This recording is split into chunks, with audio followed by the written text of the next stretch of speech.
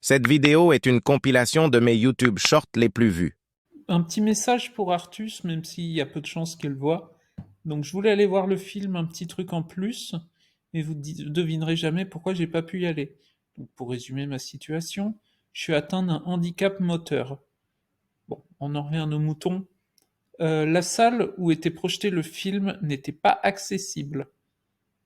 C'est quand même un comble pour un film qui met en scène des personnes en situation de handicap, ou en tout cas des personnages en situation de handicap, de pas être dans une salle accessible.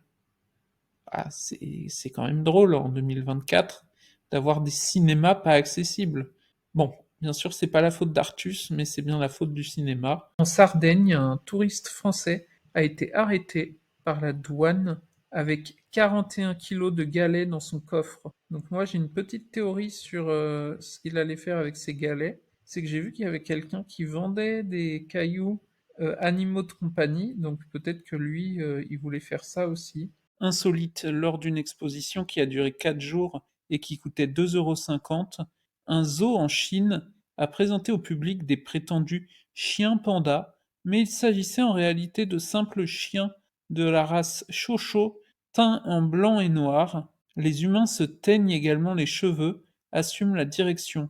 Ouais, donc en fait, c'est de la grosse arnaque, leur truc. Flash, Cyril Hanouna dit n'avoir jamais vu de cocaïne lors d'une émission de TPMP. Alors qu'il y a quand même des gens qui disent que il s'en met plein le nez, quoi, mais bon.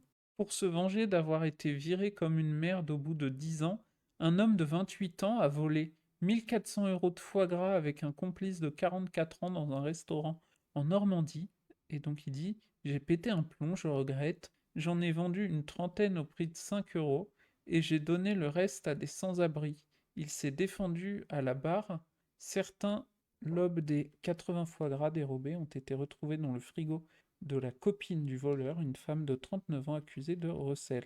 Les 3 prévenus connus de la justice ont écopé de la peine allant de 6 mois de sursis probatoire à 12 mois ferme. Baby shark doudou doudou, baby shark doudou doudou, baby shark doudou doudou, baby shark.